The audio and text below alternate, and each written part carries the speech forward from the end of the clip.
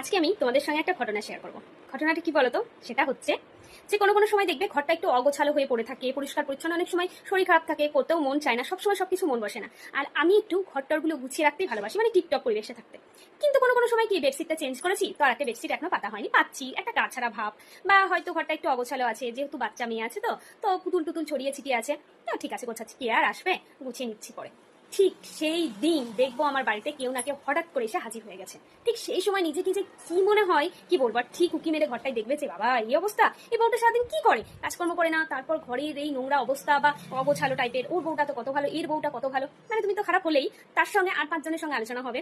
তখন যে কি খারাপ লাগে। আর আমি যখন প্রত্যেক দিন ঘরটা গুছিয়ে রাখি, পরিষ্কার পরিচ্ছন্ন করে রাখি, তখন কিন্তু কেউ দেখতে আসে না। আর ঠিক এটা আমার সঙ্গে হয়। ইনফ্যাক্ট আমি আমার হাজবেন্ডকে বলি যে হয়তো আজ শরীর খারাপ, দেখবে আজ কেউ হাজির হয়ে যাবে বাড়িতে এসে। ঠিক সেটাই আমার সঙ্গে ঘটে।